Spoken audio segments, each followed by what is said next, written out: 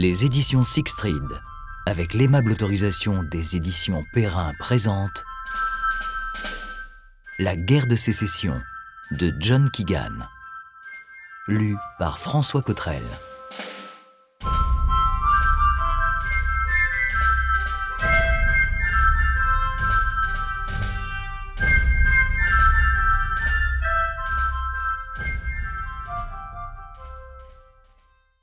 Introduction. J'ai commencé un précédent ouvrage par cette phrase.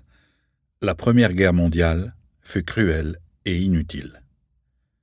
La guerre de sécession américaine, à laquelle on peut la comparer, fut, à n'en pas douter, également cruelle, à la fois par les souffrances infligées aux belligérants et par l'angoisse des endeuillés à l'arrière.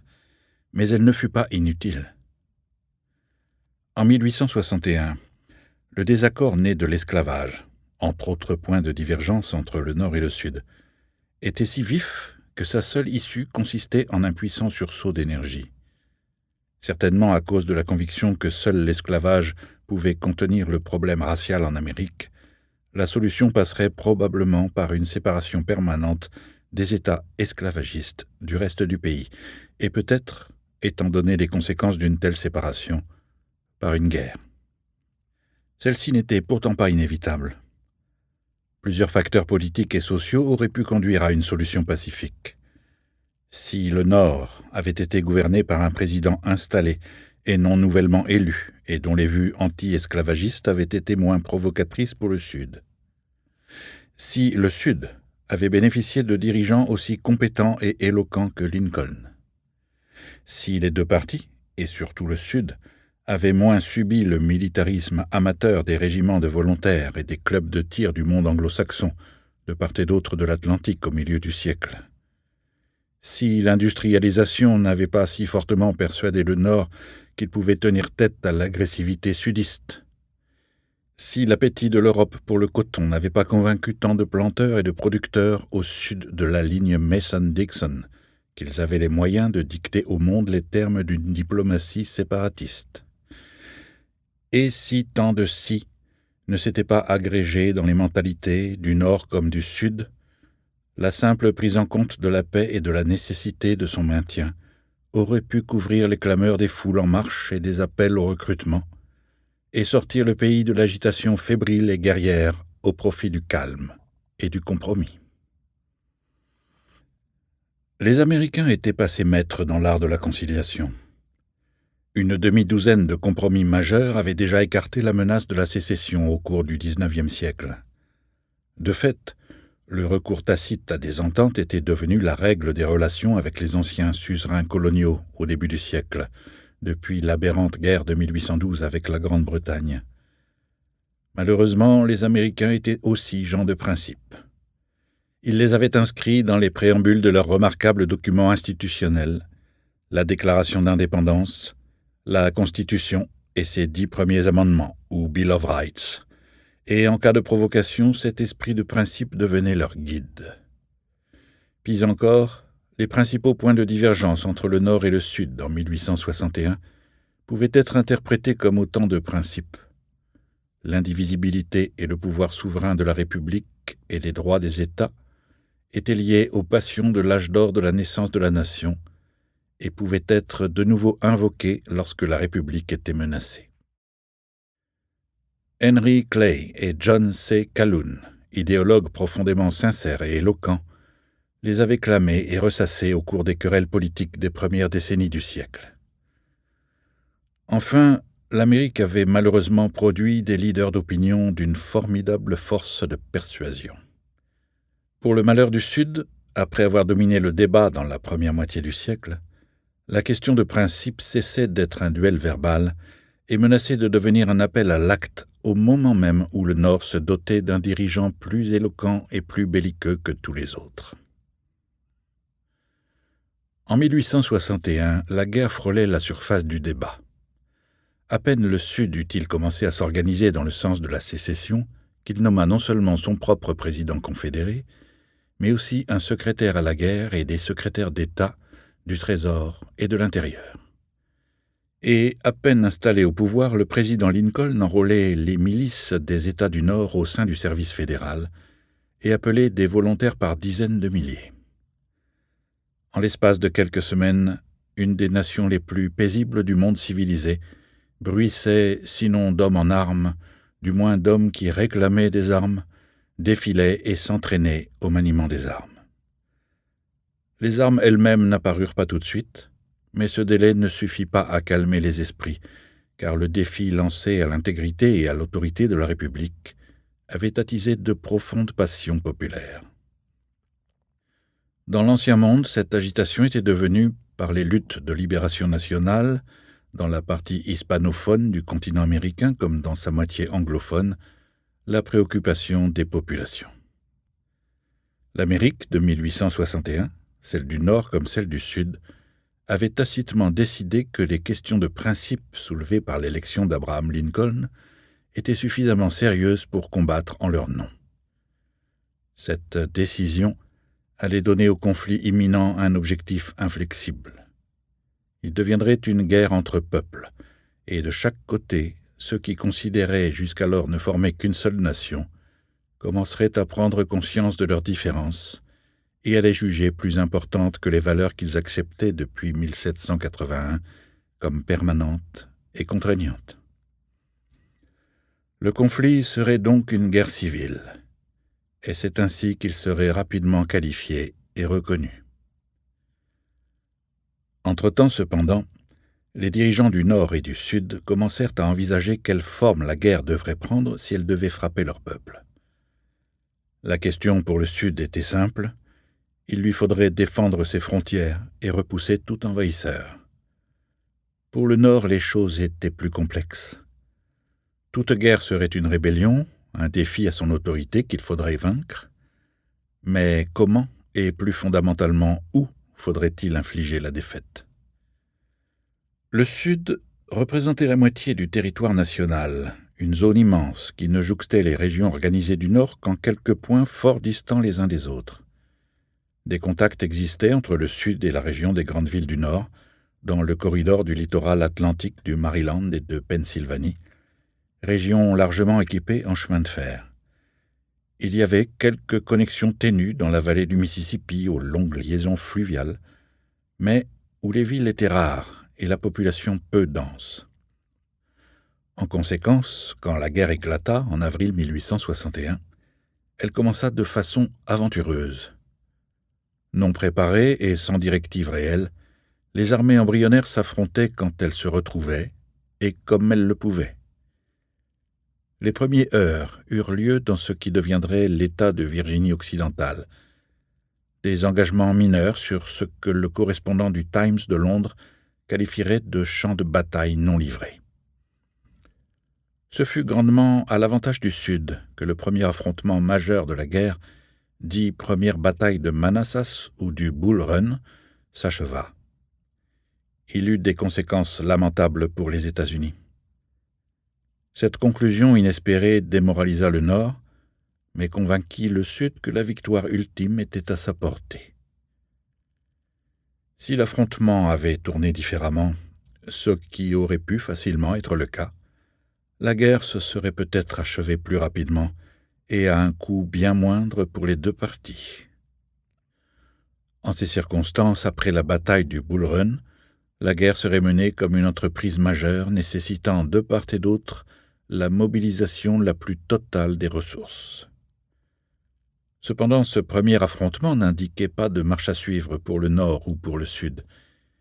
Il contraignait toujours le Sud à la défensive, sans dévoiler à Lincoln et à ses généraux comment conduire une offensive couronnée des succès.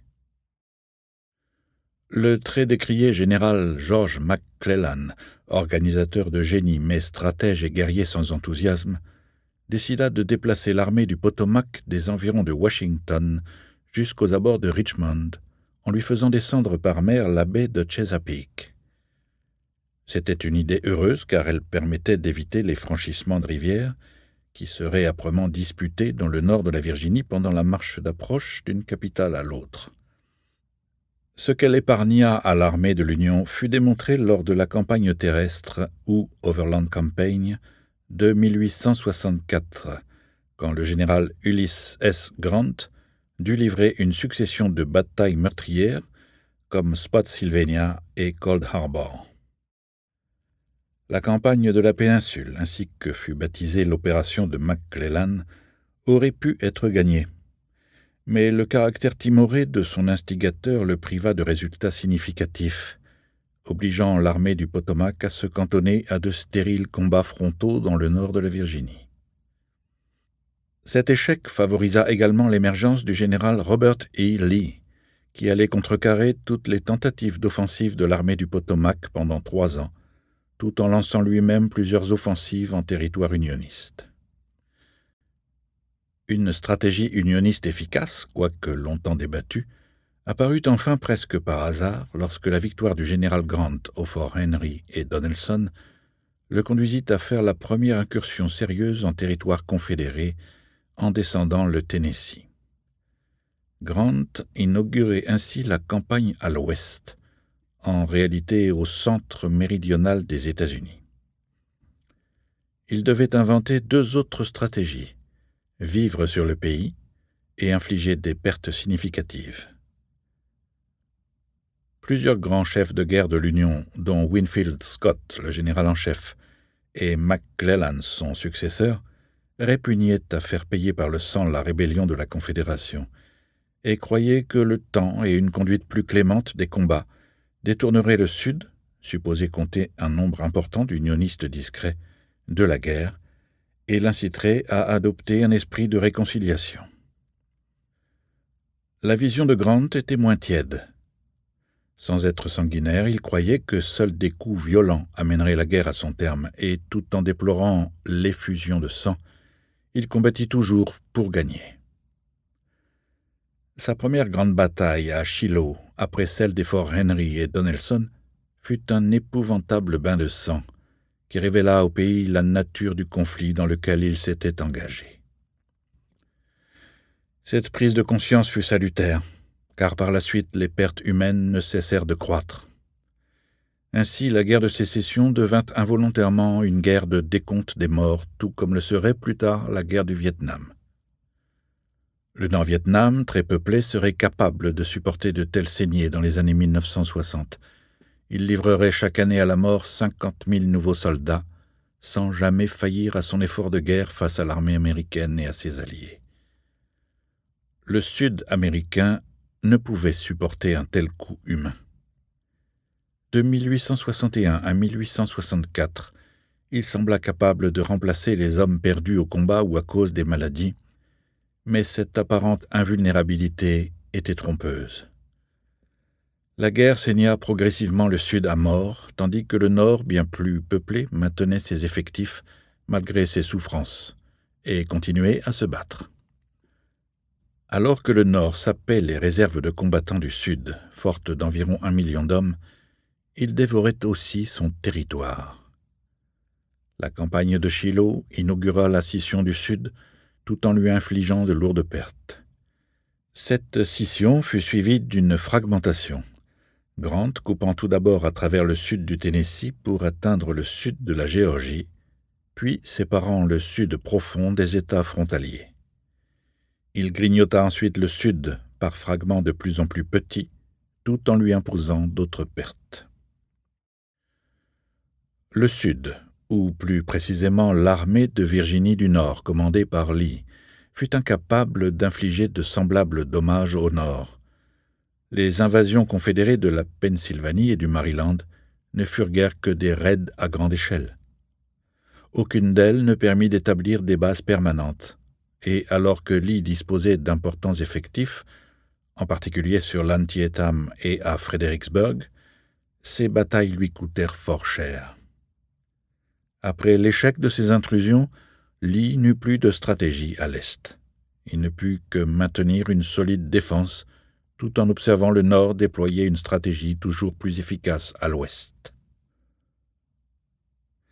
La guerre de sécession est l'un des grands conflits les plus mystérieux de l'histoire. Mystérieux parce que inattendu, mais également à cause de l'intensité de son embrasement. Ce mystère tient pour une large part au fait que la guerre civile éclata dans un pays qui, depuis ses origines, s'était consacré à la paix entre les hommes, à la fraternité entre ses habitants, ainsi que le proclamait à l'aube des hostilités la ville de Philadelphie. La guerre de sécession est également mystérieuse par sa géographie humaine, conflit qui semblait à l'origine enraciné dans les environs immédiats des deux capitales, Washington et Richmond, mais qui ensuite, telle une plante exotique invasive, se développa loin des champs de bataille de Virginie, au Tennessee, au Missouri et en Louisiane, souvent, semble-t-il, sans fertilisation croisée. Abraham Lincoln, nouveau président en 1861, déclara que la guerre concernait d'une certaine façon l'esclavage. Mais en 1862 et 1863, elle se répandit en des endroits où l'esclavage était un très fort secondaire de la vie sociale et économique. En réalité, nous le savons aujourd'hui, beaucoup de sudistes n'avaient aucun lien personnel avec l'esclavage, ni comme propriétaires d'esclaves, ni comme employeurs de leur force de travail. Les grands propriétaires d'esclaves étaient souvent mal vus de leurs voisins qui n'en possédaient pas, mais cela n'empêcha pas ces derniers de se retrouver par milliers dans la nouvelle armée confédérée et de participer avec autant de férocité que de compétences militaires aux batailles contre l'armée de l'Union. La guerre présente une autre étrangeté. Pourquoi des hommes qui n'avaient aucun intérêt rationnel à la guerre, de pauvres sudistes qu'il était souvent difficile, dans les circonstances du moment, de distinguer de leurs adversaires, luttèrent-ils avec autant d'acharnement contre les nordistes? Dans le Sud, l'absence de motivation personnelle directe se révélait paradoxale. Une guerre de riches, mais un combat de pauvres, que soulignait le fait indéniable que les rangs des uniformes gris comptaient peu de grands propriétaires et de fils de grands propriétaires d'esclaves, mais un nombre considérable de paysans miséreux.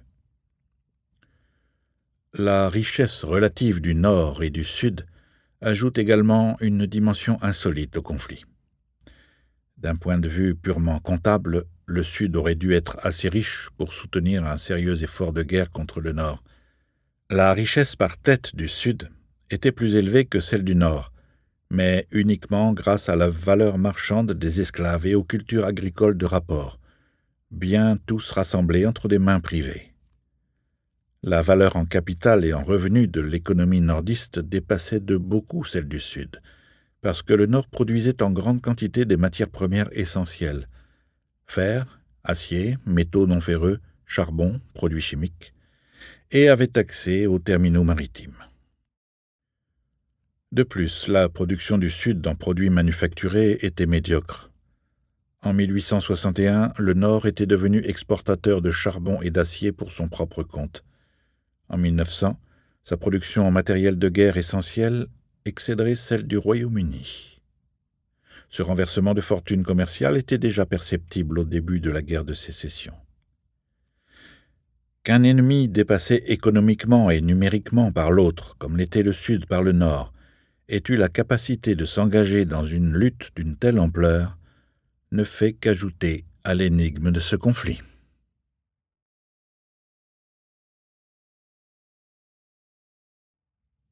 Le fossé nord-sud. L'Amérique est différente.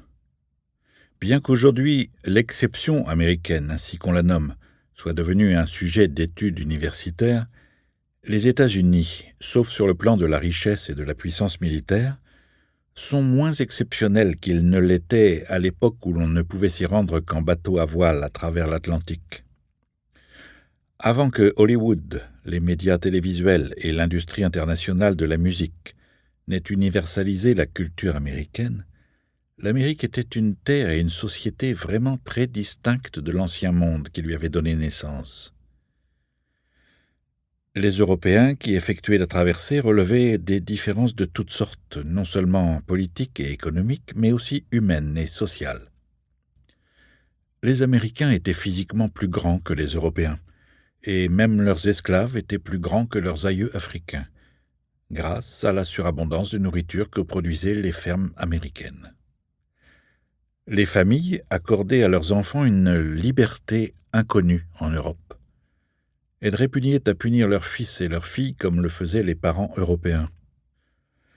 Ulysses S. Grant, futur général en chef des armées de l'Union et futur président des États-Unis, rappelait dans ses mémoires qu'il n'y avait jamais ni réprimande ni châtiment de mes parents, ni aucune objection à des plaisirs raisonnables comme la pêche, aller nager dans la rivière à une lieue de là en été, prendre un cheval pour rendre visite à mes grands-parents dans le comté voisin à 15 lieues de distance, patiner sur la glace en hiver, prendre un traîneau et un cheval quand la neige recouvrait le sol. C'est là une description de l'enfance telle que la connaissaient la plupart des familles prospères des campagnes à l'époque. Les Grant étaient moyennement aisés. Jesse Grant, le père du futur président, possédait une tannerie et exploitait aussi un grand domaine de terres arables et de forêts. Mais alors, la plupart des familles américaines établies, les Grant étaient arrivés dans le Nouveau Monde en 1630, étaient prospères. Cette aisance matérielle fondait leur comportement accommodant à l'égard de leur progéniture. Elles n'avaient nul besoin de plaire à leurs voisins en brimant leurs enfants. Cependant, ces enfants étaient bien élevés, car ils fréquentaient l'école et l'église, l'une n'allant pas sans l'autre, sans être pour cela strictement liés. Lincoln était un père notoirement indulgent, sans être un chrétien doctrinaire. L'Amérique pratiquante, de confession essentiellement protestante avant 1850, devait lire la Bible, et au nord de la ligne Mason-Dixon qui séparait de façon informelle le nord du sud, les 4/5 des Américains savaient lire et écrire. Presque tous les jeunes Américains au nord, et de fait tous en Nouvelle-Angleterre, allaient à l'école, pourcentage bien plus élevé qu'en Europe, où le taux d'alphabétisation tournait autour des 2/3, y compris en Grande-Bretagne, en France ou en Allemagne. L'Amérique devenait également un pays d'enseignement supérieur aux institutions établies et florissantes, comme Harvard, Yale, Columbia, Princeton et le College of William and Mary.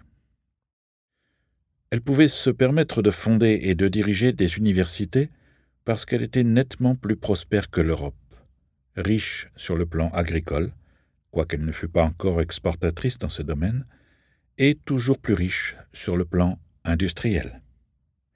C'était un pays de presse écrite, avec un vaste public de lecteurs de périodiques et un grand nombre de journaux locaux, mais aussi nationaux à très large diffusion. La profession médicale y était nombreuse et compétente. L'inventivité et l'aptitude à la mécanique retenaient l'attention de tous les visiteurs. La vie politique y était également vive et passionnée. L'Amérique était déjà un pays d'idées et de mouvements, profondément consciente de son origine libérale et de son legs révolutionnaire. L'anti-impérialisme avait été son principe fondateur. Au cours des décennies précédant la guerre de sécession, l'Amérique avait vécu un essor industriel et sa propre et singulière révolution dans ce domaine.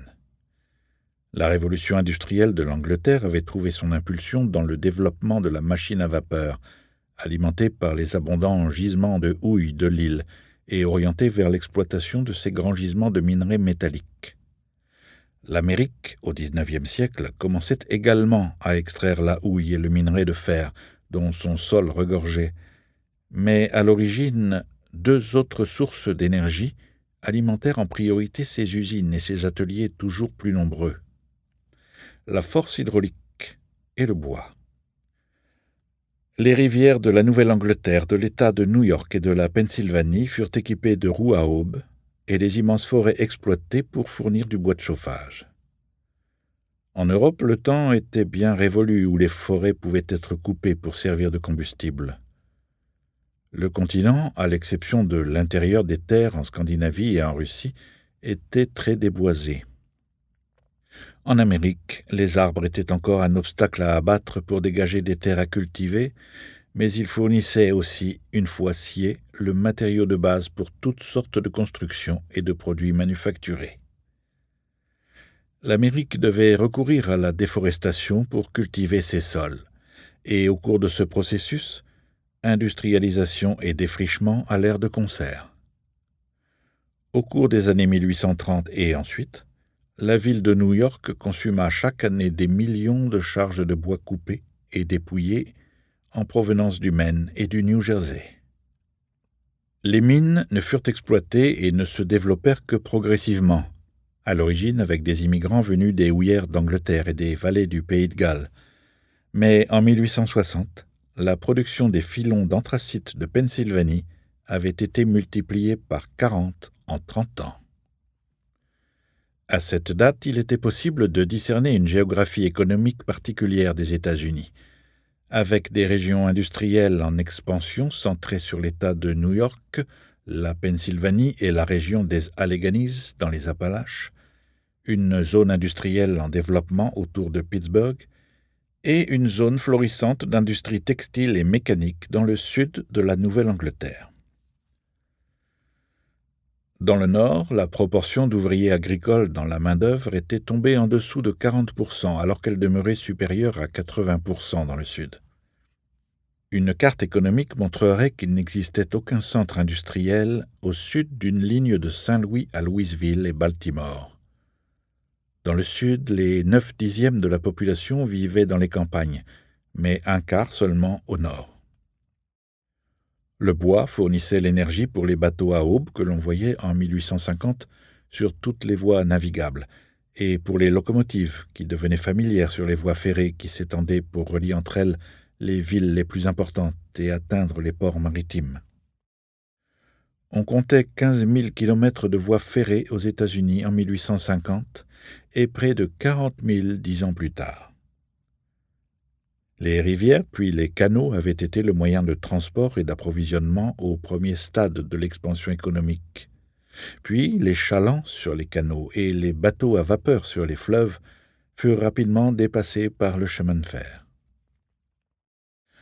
En 1850, l'Amérique avait devancé la Grande-Bretagne, berceau de la révolution ferroviaire, en kilomètres de voies utilisables. Au final, le réseau américain était le plus grand du monde.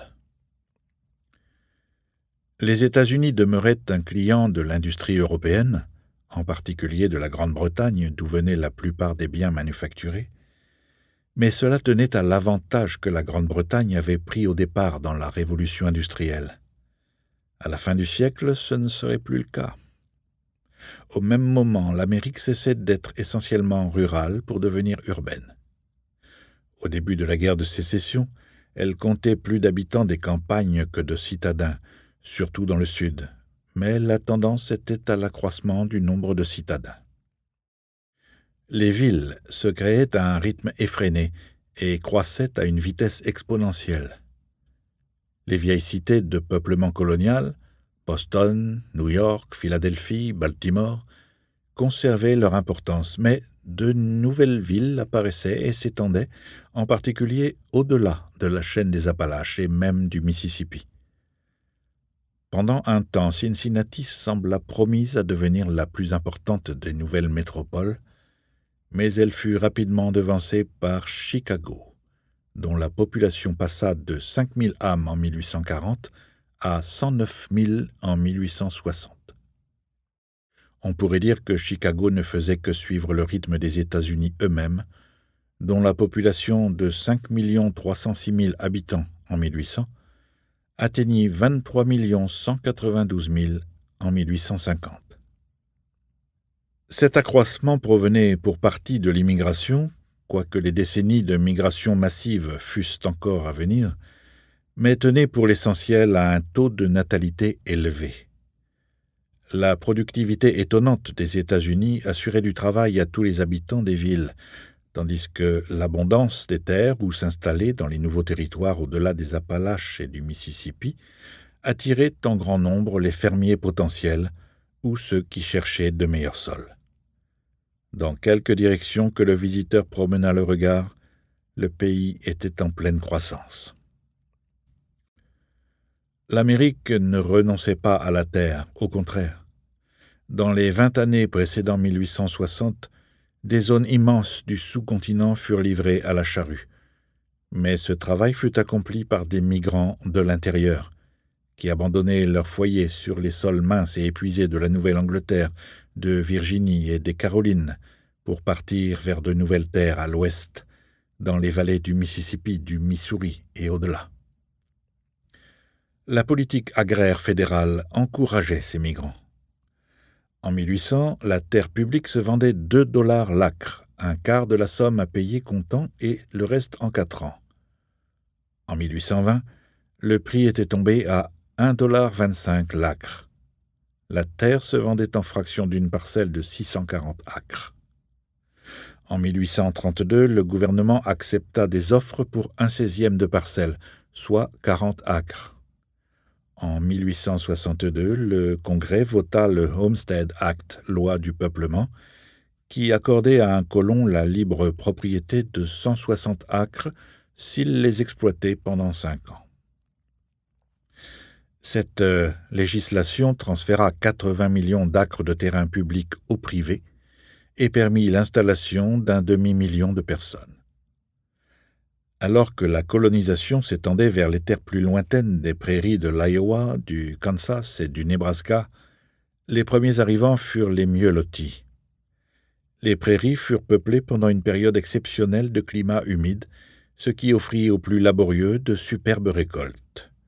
Au XXe siècle, la sécheresse et une série de tempêtes de poussière s'installèrent et beaucoup d'exploitations se retrouvèrent en zone semi-aride, le Dust Bowl.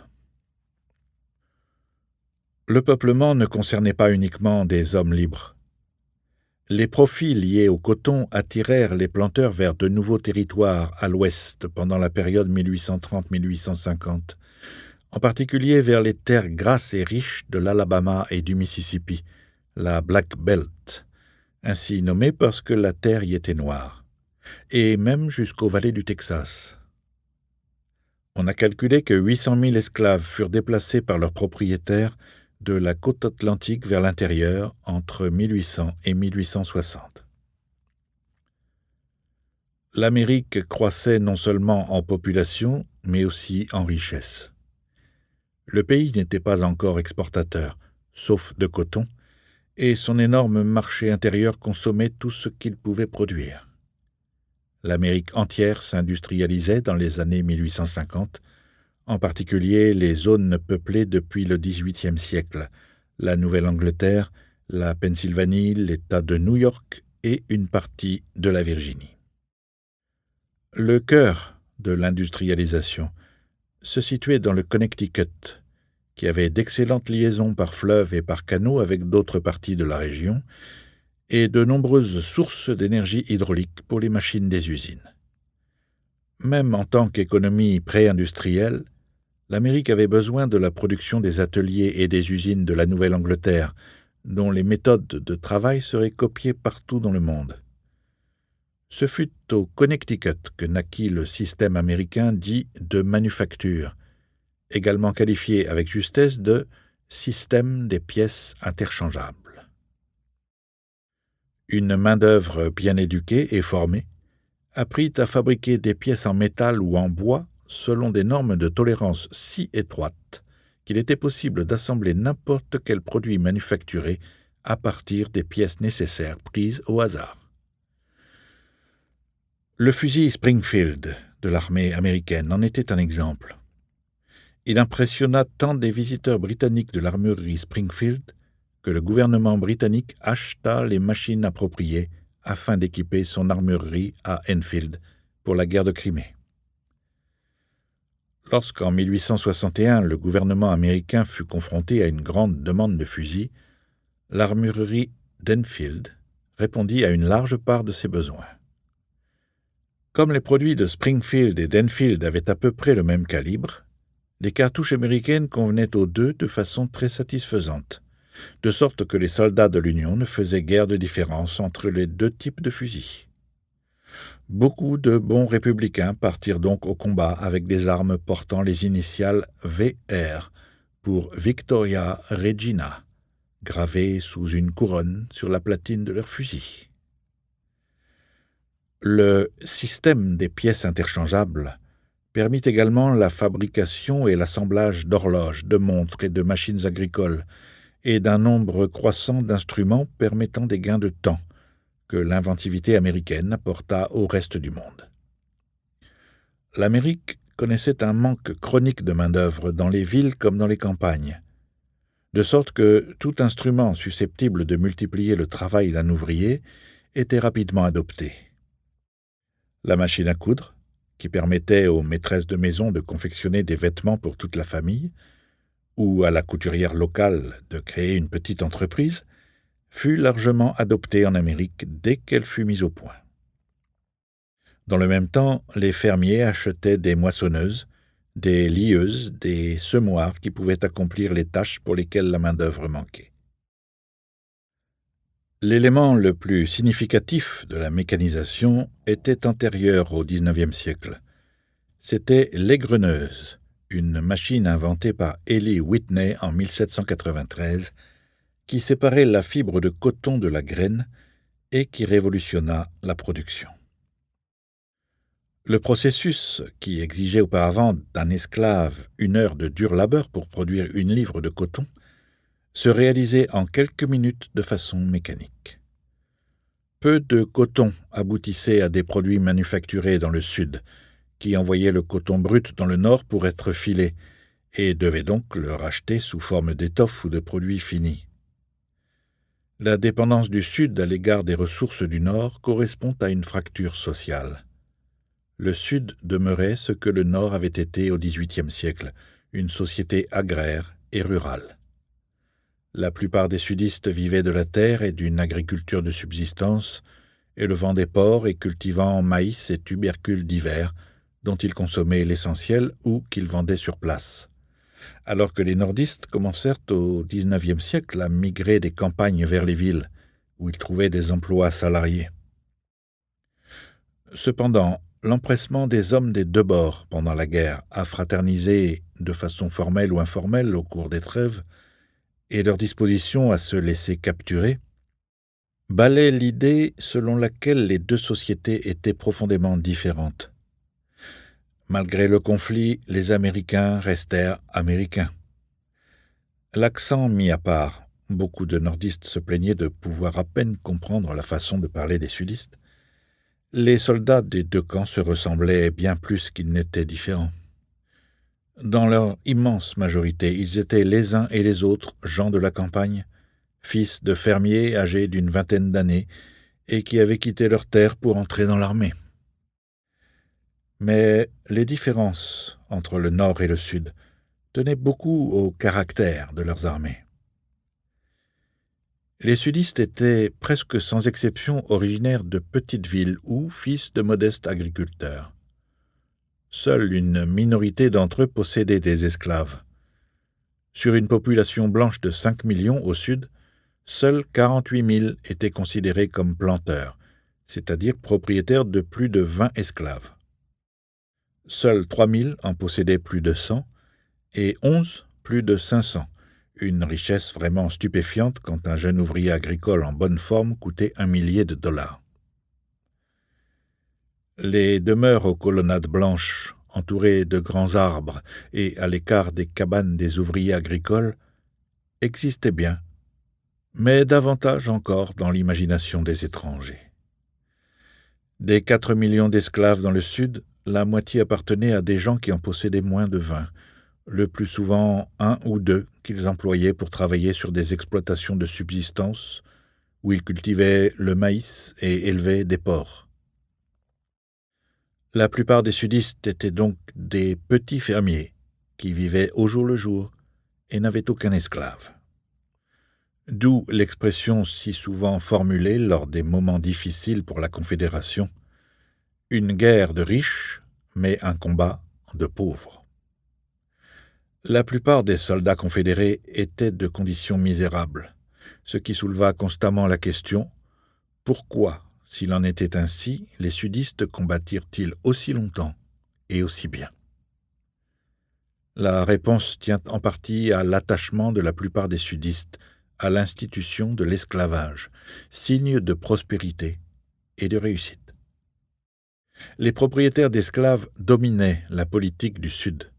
Et c'était en achetant des esclaves qu'un sudiste s'élevait dans l'échelle sociale, passant de l'état de petit fermier à celui de gros fermier, et peut-être enfin de planteur. De surcroît, l'esclavage était le système sur lequel reposaient les fondations de la société sudiste. Comme en divers endroits du Sud, les esclaves étaient plus nombreux que les Blancs. Ils représentaient la majorité en Caroline du Sud et en Alabama et surpassaient localement les Blancs en nombre dans bien d'autres régions. L'esclavage était perçu comme une garantie de l'ordre social. Souvent mal considérés en tant que classe par les membres des couches inférieures, les planteurs demeuraient l'objet d'envie et de jalousie.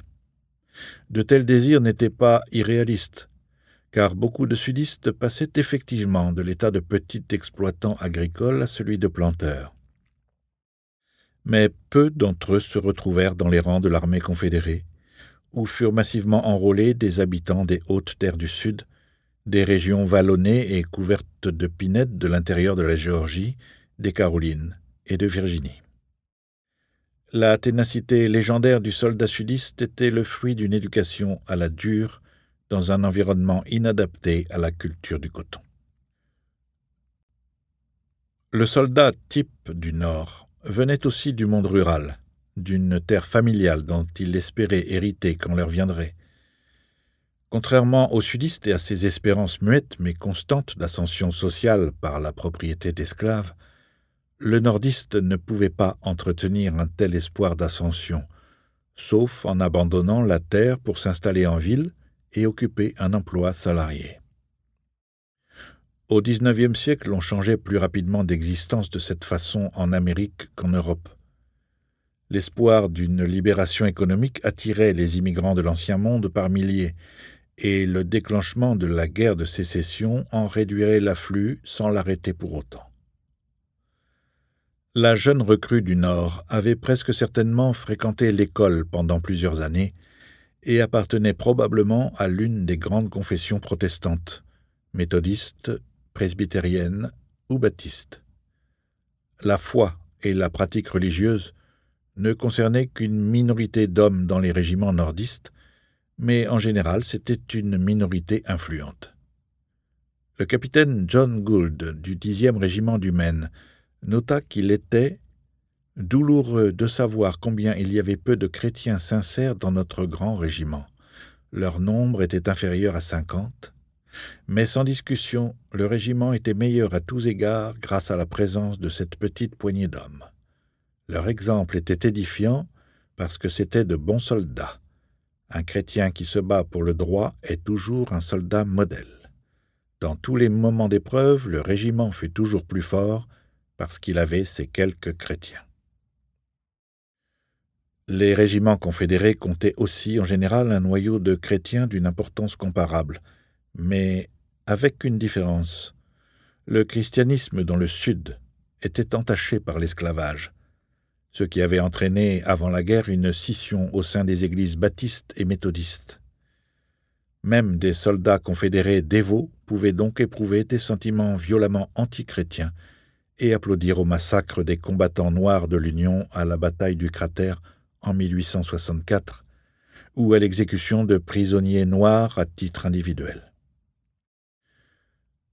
Les mœurs de la société des planteurs compromettaient également le christianisme sudiste. Dans une Amérique sacralisant la famille et le lien entre la mère de famille et son époux, l'usage sexuel des esclaves femmes par le planteur et ses fils, et la présence de cousins de sang mêlés dans les quartiers des esclaves, était un affront permanent aux épouses et aux filles des planteurs sudistes. Rien de comparable dans la société nordiste qui pratiquait ce qu'elle prêchait. La famille chrétienne y était une réalité, et sa force contribuait à faire de la chrétienne, à l'exemple de Harriet Beecher Stowe, l'auteur de La casse de l'oncle Tom, une formidable championne de la cause abolitionniste. Lorsque le soldat nordiste commença à découvrir par lui-même le pays sudiste à partir de 1863, il fut conforté dans ses opinions critiques. Les sudistes à l'exception des Blancs vraiment pauvres des fermes de subsistance les plus déshéritées, étaient plus riches par tête que les nordistes. Cette situation tenait à la valeur très élevée du capital en esclaves, mais la possession d'esclaves était très inégale. Aux yeux d'un nordiste, cependant, les sudistes paraissaient pauvres, en raison de leur mode de vie. Ils ne se souciaient pas de leur demeure comme le faisaient les gens du Nord, et n'entretenaient ni leur jardin ni leur intérieur. Les élégantes du Sud se permettaient d'être accompagnées de domestiques noirs en haillons. Or, les nordistes avaient aussi tendance à juger les sudistes d'après la condition de leurs esclaves. Si les Noirs étaient ignorants et s'exprimaient mal, ils en concluaient que c'était à cause de l'exemple de leur maître.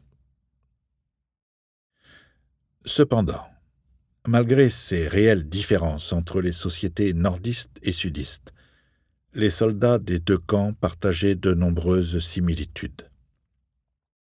Cela n'était guère étonnant car, comme la guerre se prolongeait et que sa dureté et ses épreuves accablaient les hommes de troupe, ils étaient soumis à une expérience commune et en prirent conscience. Les nordistes, mieux nourris et mieux équipés que leurs adversaires, en vinrent à éprouver de l'admiration pour Johnny Reb, Johnny le rebelle. Il avait du cran et tenait le coup en des circonstances qui mettaient à rude épreuve les hommes les plus coriaces. Johnny Reb se considérait en général supérieur à Billy Yank, Billy le Yankee, opinion qui devait persister longtemps pendant le conflit, et que le résultat de la première bataille de Manassas ou du Bull Run sembla confirmer. Jusqu'à l'échange des premiers coups de feu, les différences entre le Nord et le Sud n'étaient pas très sensibles, mais une fois le sang versé, elles apparurent. Ce qui les confirma, ce fut la guerre elle-même, selon un processus d'auto-justification.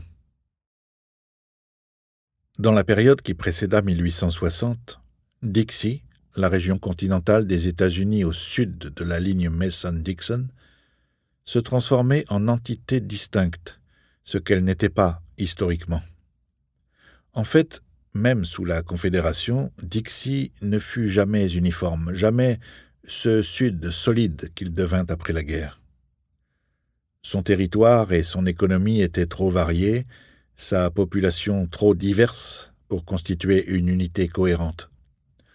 En outre, le caractère sudiste tendait à dériver comme il le fait aujourd'hui.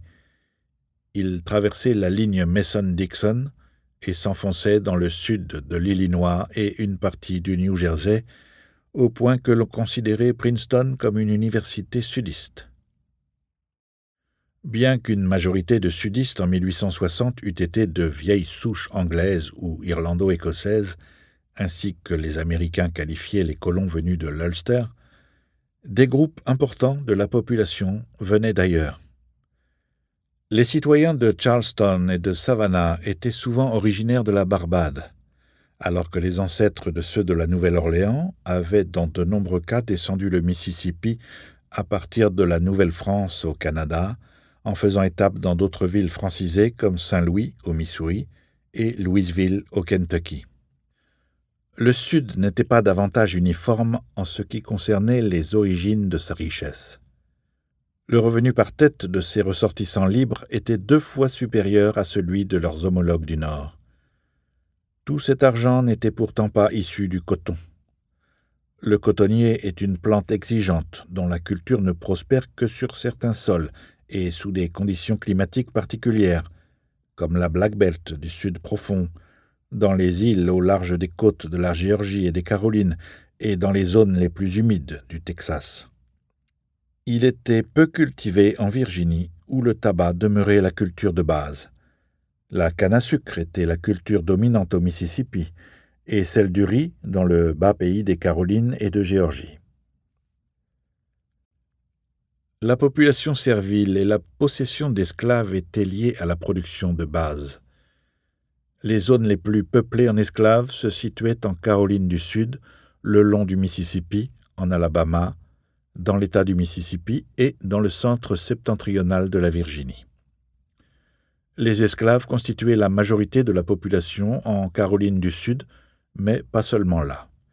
Ils représentaient presque la moitié de la population dans l'ensemble du Sud et davantage dans le Vieux Sud. La propriété d'esclaves était le fait d'une minorité, mais ceux qui en possédaient une vingtaine ou davantage formaient la classe dirigeante sudiste qui dominait l'économie et la politique. Lors du premier congrès de la Confédération, 40% des participants appartenaient au groupe des propriétaires de 20 esclaves ou plus. Très peu n'en possédaient aucun. La propriété d'esclaves était le critère déterminant dans le sud de l'avant-guerre. Pas seulement de la richesse, 20 esclaves sains pouvaient valoir 20 000 $, mais de la position sociale, de l'aisance et du confort domestique. Le surplus financier dans le Sud avant la guerre était consacré à l'achat d'autres esclaves ou de terres, ce qui nécessitait davantage d'esclaves pour les travailler. Les très gros propriétaires terriens pouvaient détenir une centaine d'esclaves ou plus. Les grands domaines étaient organisés en plantations, avec des cabanes à esclaves regroupées près de la grande maison, généralement construite en style néoclassique, avec une galerie à colonnades, des écuries et, à proximité, un logis pour le régisseur chargé des esclaves.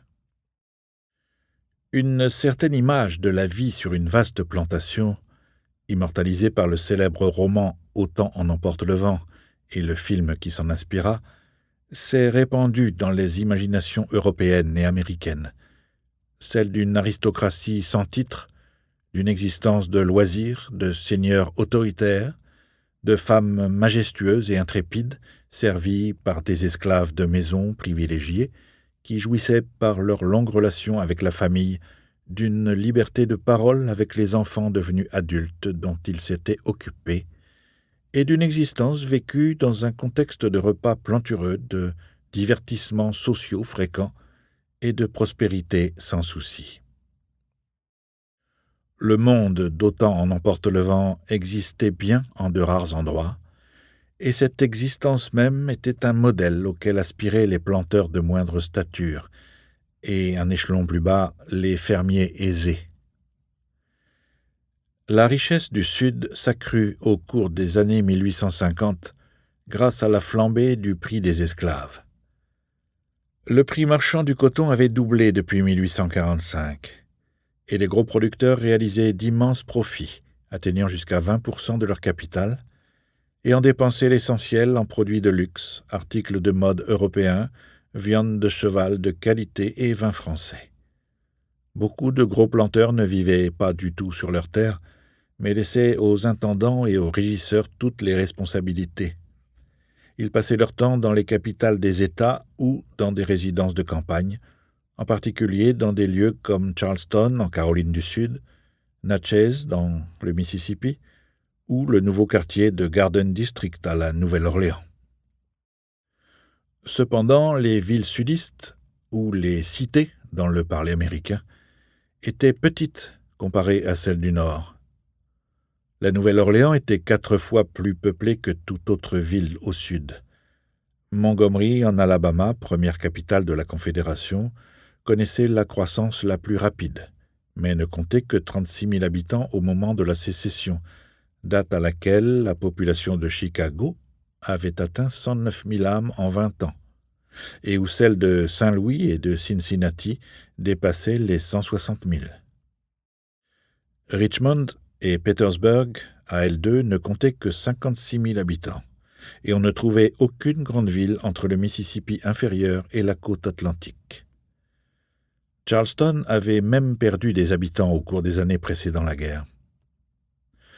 Le Sud se flattait d'incarner l'Amérique pastorale des pères fondateurs, mais celle-ci témoignait en réalité de sa perte de compétitivité par rapport au Nord et de son déclin relatif.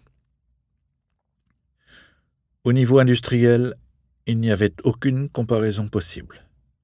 À l'époque de l'indépendance, la moitié de la population des États-Unis vivait au sud de la ligne Mason-Dixon, à l'ouest des Appalaches, dont une majorité dans la vallée du Mississippi.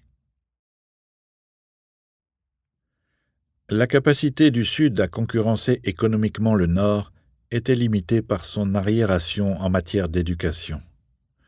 20% de la population blanche y était analphabète, alors que 95% des habitants de Nouvelle-Angleterre savaient lire et écrire. Au sud, un enfant sur 3 fréquentait l'école, alors qu'ils étaient 3 sur 4 en Nouvelle-Angleterre et presque autant dans les États de la façade atlantique et dans le Midwest. L'analphabétisme maintient les individus dans le dénuement, et les sudistes étaient très pauvres. La moitié de la population des États-Unis en 1860 ne détenait qu'1% de la richesse nationale, mais les nordistes qui osaient prendre des risques pouvaient s'enrichir en migrant de la campagne à la ville. Au sud, nous l'avons vu, la culture dominante n'était pas celle du coton, mais celle du maïs, qui était moulu pour faire une farine grossière ou pour nourrir les cochons. Le régime alimentaire de base, en dehors des grandes maisons des plantations, y était le pain au maïs, le porridge et le porc. Les esclaves étaient au même régime, quoiqu'avec plus de maïs et moins de porc. La vie dans les plantations correspondait à l'image que la plupart des Américains se faisaient de l'esclavage. C'était là que les esclaves se trouvaient en plus grand nombre et que l'on pouvait observer le caractère à la fois répressif et enchanteur de leur existence. Ces aspects enchanteurs, tous, à l'exception des opposants les plus extrêmes au système de l'esclavage, l'admettaient. En règle générale, les maîtres et les maîtresses, par intérêt bien compris, mais aussi par humanité et affection, se préoccupaient du bien-être de leurs esclaves, et même de leur bonheur, en organisant des jours fériés et des fêtes, en distribuant friandises et cadeaux et en célébrant les événements importants, naissances et épousailles, quoique le mariage officiel entre esclaves n'eût pas été reconnu dans les États esclavagistes, et ne pouvait l'être puisque la solvabilité d'un planteur dépendait en fin de compte de sa liberté à liquider son capital en vendant ses esclaves. Les bons moments alternaient toujours avec les mauvais, même dans les plantations dirigées avec la plus grande bienveillance. Les esclaves étaient régulièrement fouettés pour inconduite ou paresse par le maître, par le régisseur ou même par la maîtresse. La plantation était une société intrinsèquement répressive. Même le bon maître, si souvent reconnu par les esclaves et les anciens esclaves, siégeait au sommet d'un système disciplinaire dans lequel le régisseur donnait les ordres que faisaient appliquer, si nécessaire par la force, des chefs d'équipe ou conducteurs, qui signalaient également les écarts de conduite. Les régisseurs étaient souvent des fils de planteurs qui apprenaient le métier, ou travaillaient pour gagner l'argent nécessaire à l'achat de terres ou d'esclaves. Il existait aussi une classe de régisseurs professionnels qui travaillaient pour vivre, mais aussi dans l'espoir d'accumuler des capitaux. Ils constituaient un groupe instable d'individus, souvent renvoyés pour incompétence, ou parce qu'un changement de personnel était jugé souhaitable au bon climat chez les ouvriers agricoles. Les planteurs avaient tout intérêt à veiller au bien-être de leurs esclaves, pour la plupart correctement nourris. Cependant, ils étaient mal logés. Les cabanes d'une seule pièce étaient froides en hiver, nauséabondes en été, et infestées en tout temps de germes et de parasites. Les maladies étaient endémiques dans les quartiers d'esclaves et rares étaient les Noirs à dépasser l'âge de 60 ans. La menace réelle qui pesait sur leur bien-être général, cependant, était moins la maladie que l'instabilité sociale. Et il n'existait aucun recours juridique, car la loi américaine ne reconnaissait pas le mariage entre esclaves, même s'il était admis par les intéressés eux-mêmes et par certains maîtres. Avec des maîtres bienveillants, les mariages étaient célébrés de façon formelle, sous la bénédiction d'un prédicateur blanc ou noir, quoique sous une forme modifiée car les conjoints ne pouvaient ou ne voulaient pas se jurer fidélité jusqu'à ce que la mort les sépare. Beaucoup de familles d'esclaves restaient unies pour la vie, mais même les meilleurs maîtres ne pouvaient garantir que les circonstances financières ne les contraindraient pas à vendre des esclaves dans les périodes d'austérité. Prudemment, ces derniers se juraient parfois fidélité, jusqu'à ce que la mort ou l'éloignement les séparent. Pour cette même raison, certains maîtres n'autorisaient pas les formalités religieuses et présidaient ce que l'on nommait le mariage du balai, au cours duquel les deux époux exprimaient leur engagement en sautant ensemble au-dessus d'un manche à balai. Certains propriétaires encourageaient les mariages noirs parce qu'ils contribuaient à la stabilité et à un sentiment de contentement dans les plantations, et agrégeaient la communauté noire. Ils apportaient leur soutien aux esclaves en les aidant à s'établir dans les cases des plantations et en leur allouant des parcelles pour leurs potagers, poulaillers et porcheries. Dans une plantation prospère et bien gérée, les esclaves pouvaient mener une vie assez décente. Le maître distribuait les rations à des jours fixes de la semaine, gruau, farine de maïs et viande de porc.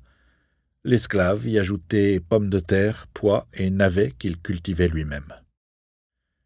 Si le maître autorisait ses esclaves à chasser, comme c'était le cas en général, il pouvait compléter ce régime par de l'opossum, du raton laveur, du lapin ou de l'écureuil.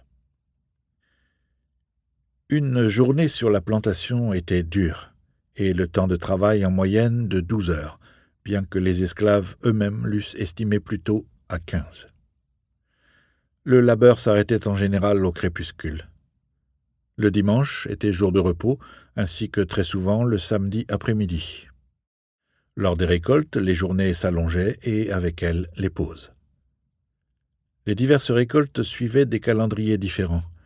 Les plantations de canne à sucre du sud de la Louisiane imposaient de longues journées au moment de la récolte. Le décortiquage du maïs, ouvrage courant dans la plupart des plantations, exigeait un labeur intense et prolongé, mais apprécié des esclaves parce qu'il concernait leur régime alimentaire et qu'il était souvent allégé par des jeux et des compétitions. Presque partout, sur les bonnes et les mauvaises plantations, sous des maîtres cléments ou durs, le travail se faisait en recourant régulièrement au fouet. 20 coups, parfois 39, infligés par le régisseur ou le conducteur, parfois par le maître lui-même, ou dans la maison par la maîtresse. Le fouet faisait partie de la vie de l'esclave. Son usage était régi par l'opinion publique. Les maîtres cruels étaient désapprouvés par leurs voisins, mais néanmoins la pratique perdurait. Une minorité de maîtres seulement se flattait de ne jamais y recourir. Certains esclaves, en particulier les nègres de maison privilégiés, n'étaient jamais battus, mais ils représentaient également une minorité. Le régisseur d'une plantation, qui avait fouetté une mamie, la doyenne des esclaves domestiques, en général l'ancienne nourrice de la maîtresse, qui jouissait traditionnellement d'un statut de monarque constitutionnel, consulté sur toutes les affaires familiales importantes, fut congédié et chassé le jour même avec sa famille. Mais sa faute était exceptionnelle, tout comme son châtiment. La routine quotidienne imposait aux esclaves d'adapter leurs occupations personnelles aux horaires des travaux agricoles, exigence qui pesait lourdement sur les épouses, car il fallait cuisiner à la fin d'une rude journée de labeur. Les maîtres aimaient raconter qu'ils trouvaient à la tombée de la nuit leurs ouvriers satisfaits, bavardant ou chantant autour du feu, mais la semaine de travail des esclaves comportait peu de temps libre. Malgré tout, le dimanche restait chômé, car le Sud était croyant et très pratiquant, et la population noire aux États-Unis alors uniformément chrétienne. Il demeurait des éléments de religion africaine, en particulier dans les régions de la côte géorgienne peuplée de Gullah. En outre, le christianisme noir avait incorporé des traits africains, dont les danses pendant les chants à l'église et les sonores approbations des fidèles pendant les sermons. Les deux églises auxquelles appartenaient le plus souvent les esclaves étaient celles des baptistes et des méthodistes, probablement à cause de leur organisation informelle et de la nature inspirée de leur service.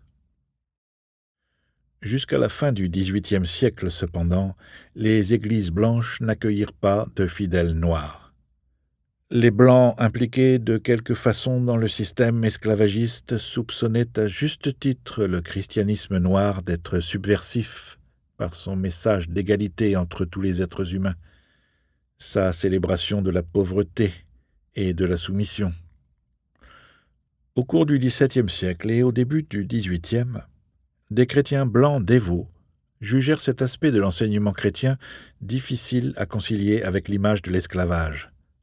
Et baptistes et méthodistes apparurent en Amérique sous la forme d'organisations anti-esclavagistes, ce que les Quakers ne cesseraient jamais d'être.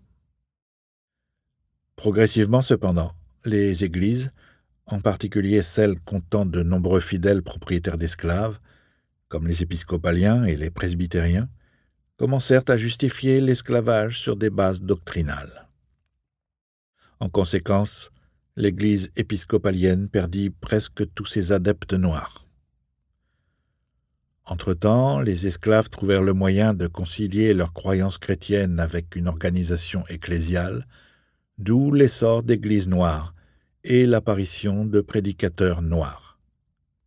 Tout d'abord empêchés par la loi de pratiquer leur culte, des esclaves et des affranchis se présentèrent comme prédicateurs dans diverses églises, notamment chez les baptistes et les méthodistes, bien qu'il leur fallut souvent le faire comme servants auprès du clergé blanc. Le mouvement d'émancipation des Noirs condamnerait plus tard ces églises pour leur démarche visant à adoucir le sort des Noirs privés de droits par le réconfort de la prière et de la religion, au lieu de rechercher une avancée objective par l'activisme politique. À une époque où l'action politique était interdite aux Noirs et encore plus aux esclaves, la religion offrait la seule consolation possible, doublée d'un enrichissement spirituel et même de moments de bonheur dans l'existence des opprimés. Elle apportait aussi des avantages réels car, par un processus bien connu, elle ouvrait une large voie à l'alphabétisation. Dans de nombreux États, des lois furent adoptées à partir du XVIIe siècle, et avec une rigueur accrue au XIXe siècle, en particulier dans le Sud profond, contre l'enseignement de la lecture aux esclaves. Beaucoup d'entre eux apprirent néanmoins à lire. 5% peut-être étaient alphabétisés en 1860, selon le calcul du célèbre W.E.B. Dubois. Certains furent éduqués par des maîtres ou des maîtresses qui avaient un mépris aristocratique pour ces lois mesquines, d'autres par des camarades de jeu blancs, mais beaucoup par des chrétiens blancs qui cherchaient à transmettre le message biblique. Cette alphabétisation alarmait cependant les planteurs pour une raison strictement pratique. Les esclaves ne pouvaient quitter la plantation qu'avec un laissez-passer manuscrit, et ce système était contrôlé par les patrouilles. Des groupes de propriétaires d'esclaves ou de leurs affidés, qui quadrillaient littéralement les routes, arrêtaient les Noirs pour vérifier leur laissez-passer et les frapper s'ils ne pouvaient présenter le document voulu. Le système des patrouilles était intermittent, car les riches propriétaires d'esclaves qui n'appréciaient pas cette astreinte la déléguaient en général à des petits blancs qui agissaient en leur nom ou pour leur propre compte. Néanmoins, si les patrouilles étaient parfois relâchées, le système ne s'interrompit jamais complètement, car il était nourri par les craintes des Blancs d'une révolte d'esclaves, craintes qu'ils connaissaient tous plus ou moins régulièrement, pour de bonnes ou de mauvaises raisons. Ces révoltes étaient une réalité, quoiqu'elles fussent plus fréquentes et sur une plus grande échelle aux Antilles, en Guyane et au Brésil qu'aux États-Unis. Des soulèvements d'esclaves avaient eu lieu dans l'État de New York au XVIIe siècle, en Floride et en Louisiane au XVIIIe, mais surtout en Virginie en 1831, quand Nat Turner dirigea une révolte qui entraîna la mort d'une centaine de Blancs. Ce soulèvement traumatisa le Sud et eut diverses répercussions d'ordre pratique et législatif. La crainte de révolte d'esclaves sous-tendit pour une large part le soutien apporté à la sécession. La campagne d'émancipation, simple problème moral pour les abolitionnistes du Nord, qui s'exprimaient, écrivaient et s'organisaient dans des États à faible population noire, était une question de vie ou de mort aux yeux des Blancs, dans les États où ils coexistaient avec des Noirs souvent plus nombreux qu'eux. L'insistance sur les dangers de révolte d'esclaves sapait et invalidait bien évidemment les justifications populistes présentant l'esclavage comme une situation convenant aux Noirs et étant leur condition naturelle, comme un moyen de veiller à leur bien-être et de subvenir à leur vieillesse, etc. Autant d'arguments infiniment ressassés et aussi familiers aux Blancs du Sud que la célébration des libertés fondatrices de l'Amérique. Bien qu'illogique, la peur des révoltes d'esclaves était prise au sérieux par les sudistes, en particulier par les porte-paroles de l'institution particulière. L'économie de l'esclavage imposait la vente d'individus pour répondre aux besoins de main-d'œuvre dans le royaume du coton, et les ventes d'esclaves brisaient inévitablement certaines familles. Une vente sur 4 peut-être entraînait la séparation des époux, des parents et de leurs enfants. Les esclaves ainsi vendus se retrouvaient rarement, ce qui entraînait orphelinage et divorce fonctionnel. Les maîtres les plus civilisés s'efforçaient de préserver l'unité des familles parce que les séparations provoquaient des déchirements nuisibles au travail, mais elles arrivaient parfois délibérément pour briser un esclave indiscipliné. Cet aspect de l'esclavage inspirait largement la motivation humanitaire de l'abolitionnisme, en particulier chez les chrétiens évangéliques, car les Noirs américains étaient souvent des méthodistes et des baptistes très pieux. La tragédie de la séparation fournit à Harriet Beecher Stowe le thème le plus fort de La case de l'oncle Tom. Tom pleure l'absence de ses enfants laissés au Kentucky lorsqu'il fut vendu dans le Sud, et des millions de lecteurs pleurèrent avec lui. Le président Lincoln aurait, paraît-il, salué l'auteur par ces mots lorsqu'elle lui fut présentée. « Ainsi, voici la petite dame qui a écrit le gros livre qui a provoqué cette grande guerre. » Il n'aurait pu être plus proche de la vérité. Le début des années 1830 fut une période critique dans l'histoire de l'esclavage américain. L'offensive contre l'esclavage devint un mouvement national qu'il fallait interdire ou réduire au silence. Jusqu'en 1831, ou environ, il avait été possible d'esquiver le débat en cours en adhérant à l'opinion courante selon laquelle l'esclavage dépérirait, opinion largement partagée au sud comme au nord. Les raisons d'y croire étaient multiples, mais découlaient largement de l'abolition de la traite négrière adoptée par le Congrès et l'application de cette abolition par le Parlement britannique au moyen de la Royal Navy. La suppression du commerce international des esclaves fut contrebalancée cependant par l'essor exponentiel du commerce international du coton, qui, en 1840-1850, transforma l'économie du Sud et enrichit nombre de planteurs. L'accroissement des fortunes sudistes encouragea les politiciens et les écrivains du Sud à trouver les arguments pour défendre l'esclavage, et ceux du Nord à en concevoir une critique intellectuelle. En 1831, William Lloyd Garrison fonda son journal The Liberator, qui deviendrait l'organe du mouvement abolitionniste. En 1837, Garrison rejoignit les frères Tappan de New York pour créer la Société contre l'esclavage, qui obtint rapidement le soutien d'églises, d'écoles et d'universités, en particulier de l'Oberlin College dans l'Ohio.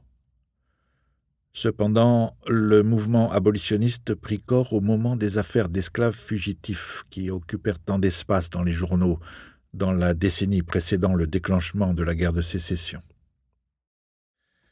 En 1793, le Congrès avait adopté une loi sur les fugitifs qui donnait aux propriétaires le droit de récupérer les fuyards où qu'ils fussent et d'être aidés dans cette tâche.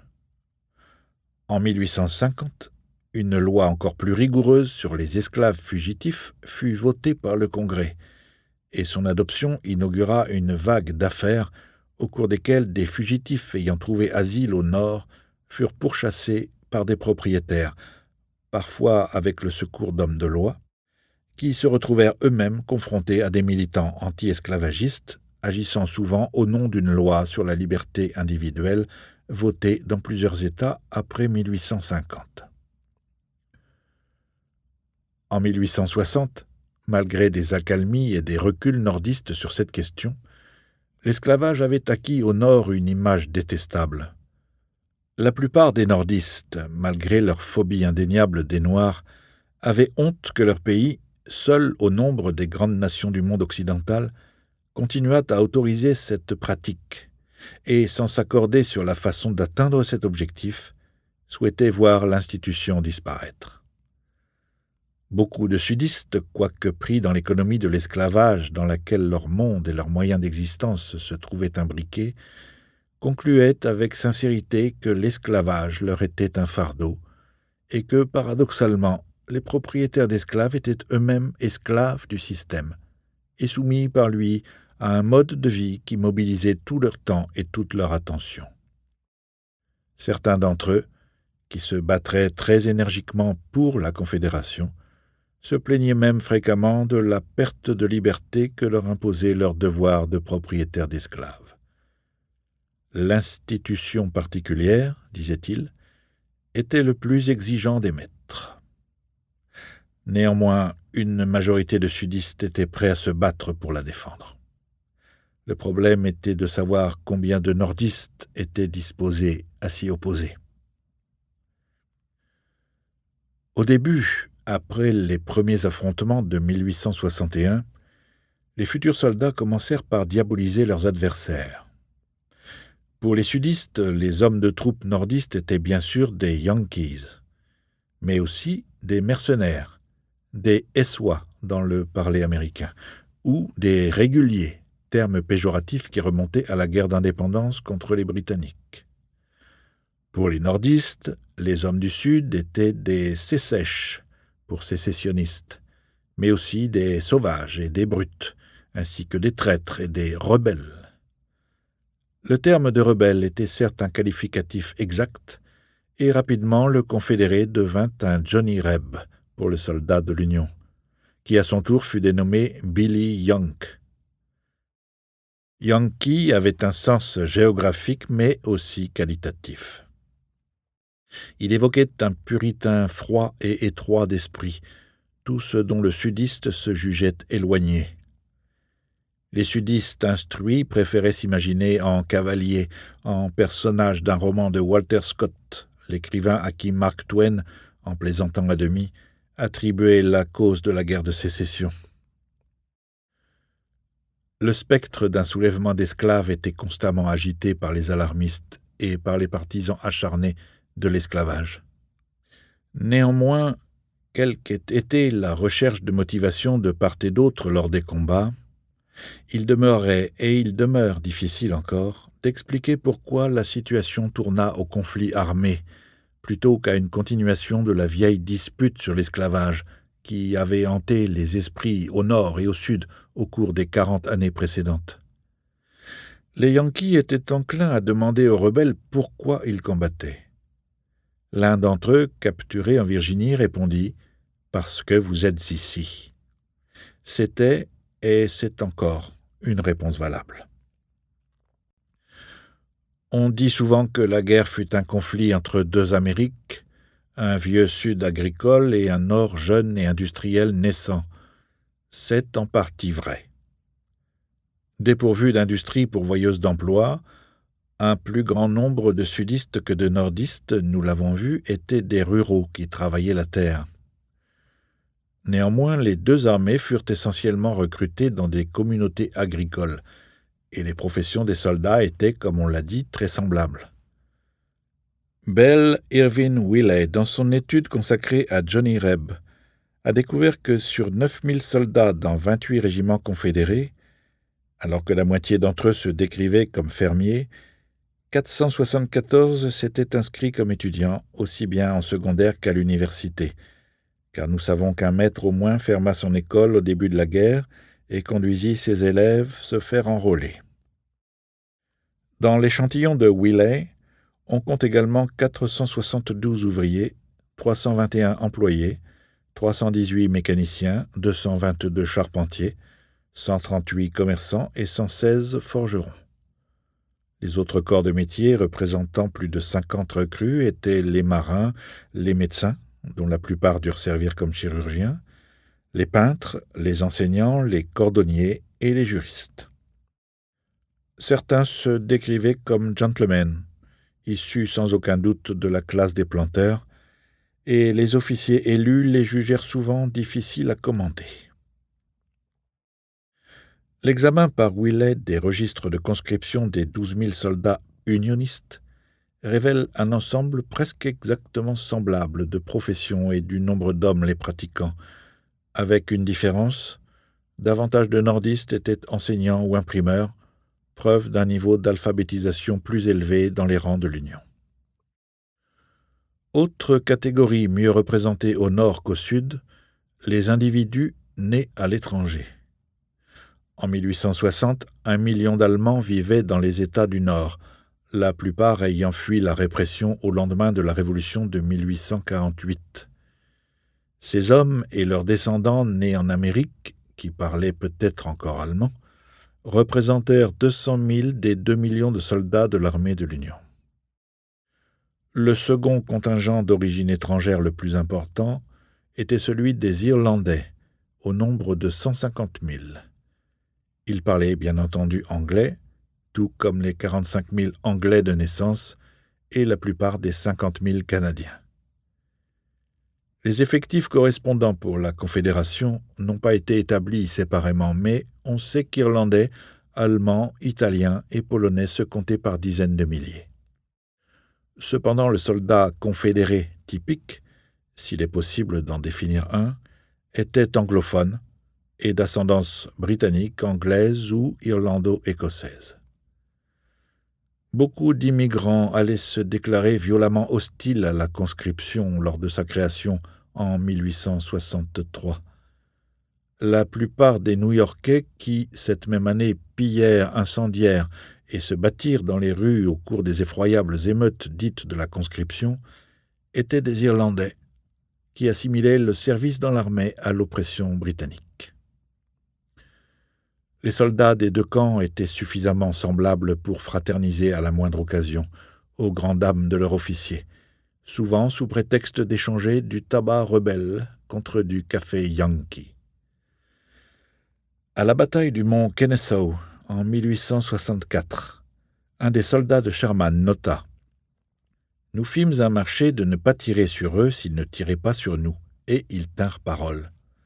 C'est trop moche que nous devions combattre des hommes que nous apprécions. Vraiment, ces soldats sudistes ressemblent fort à nos gars. Ils parlent de leur mère, de leur père et de leurs petites amies, tout comme nous. Les deux camps bavardèrent beaucoup, mais il n'y eut aucun tir jusqu'à la fin de mon service au matin. » Tous les combattants n'étaient pas aussi conciliants.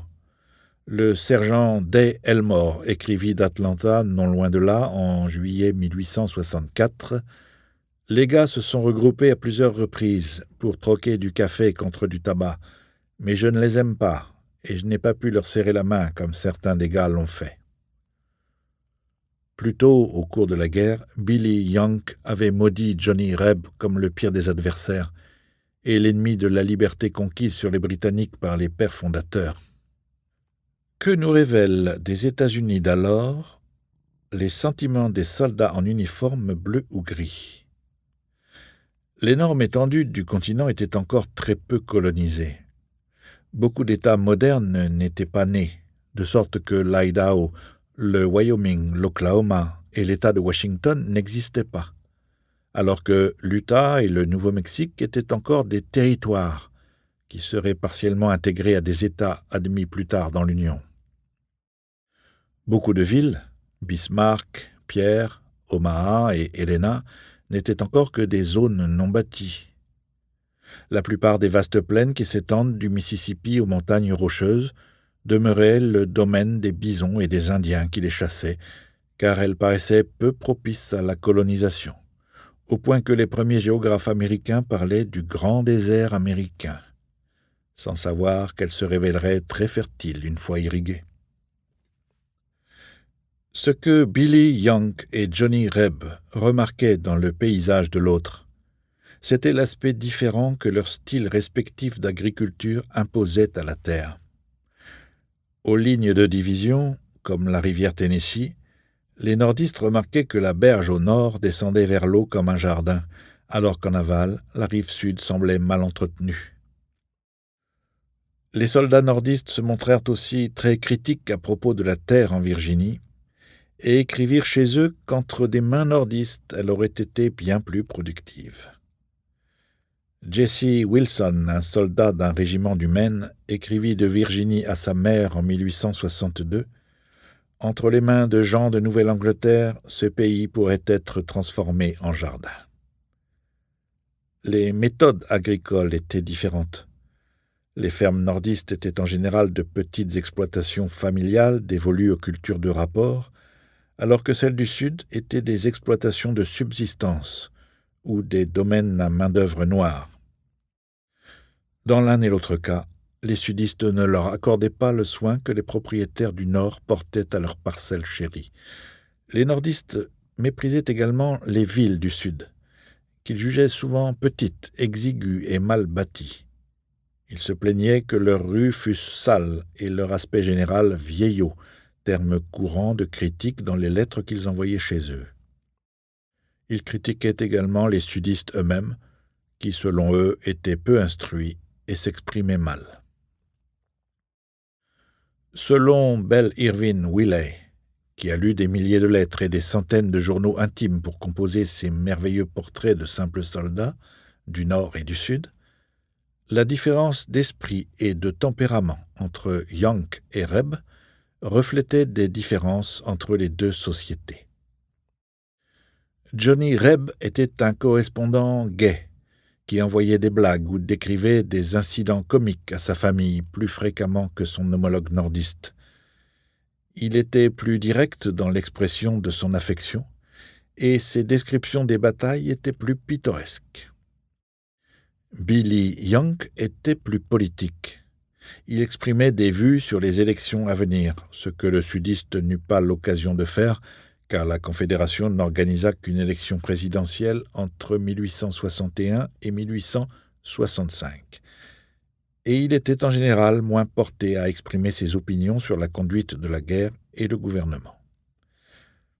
Il était également plus sérieux et demandait des nouvelles de sa famille et de la gestion des affaires, en général de l'exploitation agricole. Cependant, quelles qu'eussent été les divergences, les soldats, la plume à la main, se ressemblaient plus qu'ils ne divergeaient. L'analyse de leur correspondance souligne le caractère tragique du conflit et suscite des interrogations sur le mystère d'une si longue inimitié.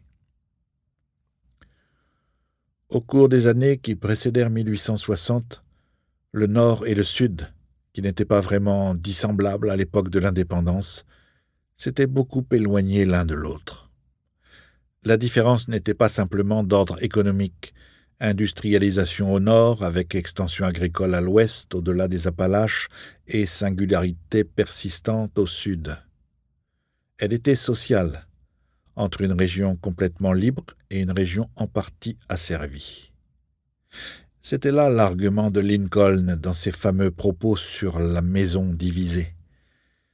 Un pays qu'avait uni en 1781 ses origines dans la culture britannique, principalement anglaise, sa pratique commune d'un protestantisme de langue anglaise et son acceptation des formes juridiques et politiques britanniques, se trouvait divisé en 1861 par les traits que la pratique de l'esclavage avait imposés à sa moitié méridionale.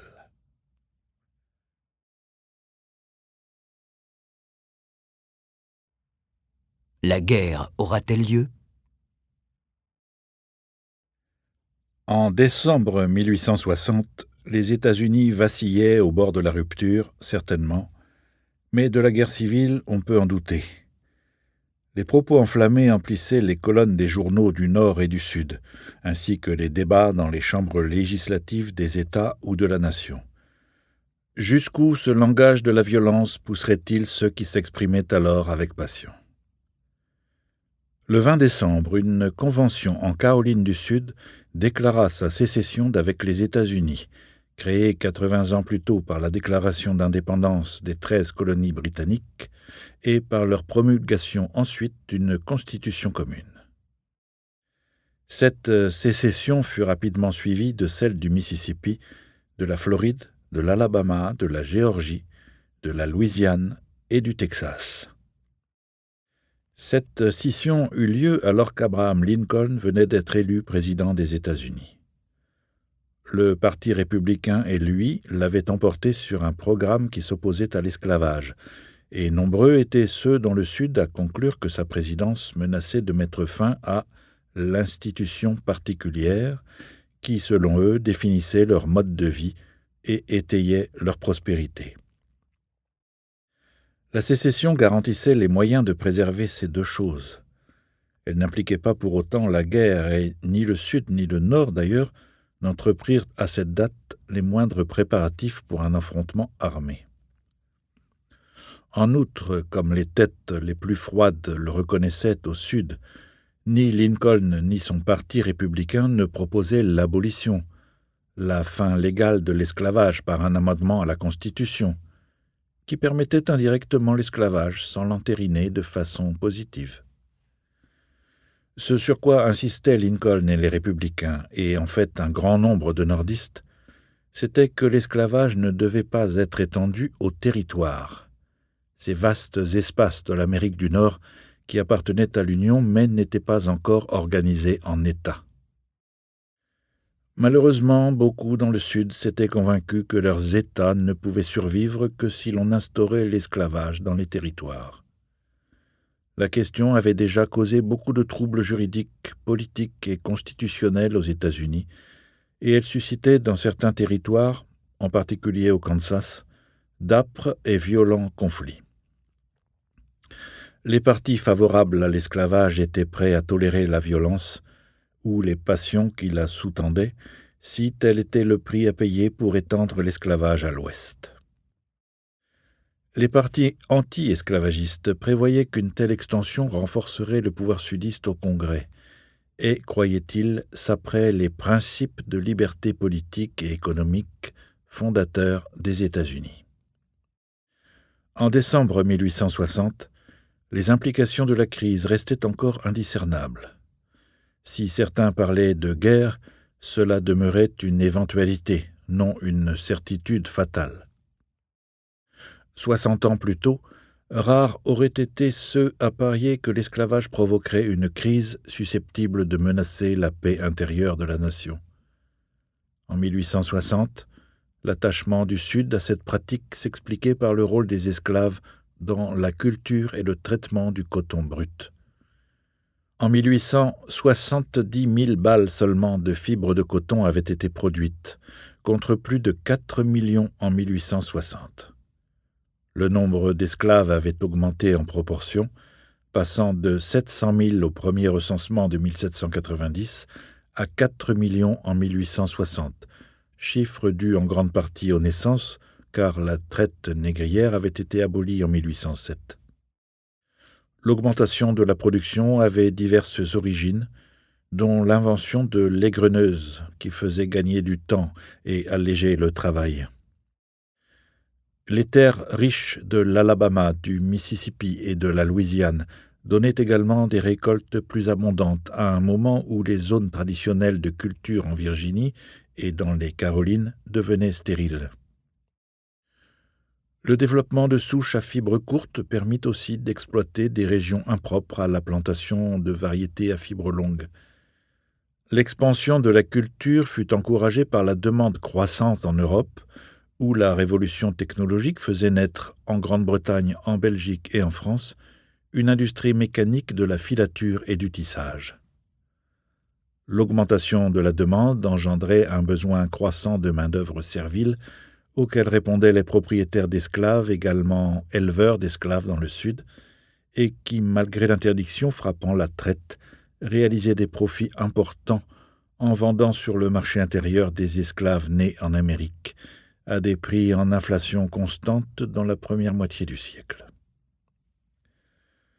Le nombre toujours plus grand d'esclaves accentuait l'attachement du Sud à l'institution particulière, dont les solides fonctions sociales et économiques assuraient le contrôle d'une population asservie, qui, nous l'avons vu, excédait en nombre celle des Blancs dans certaines régions du Sud profond.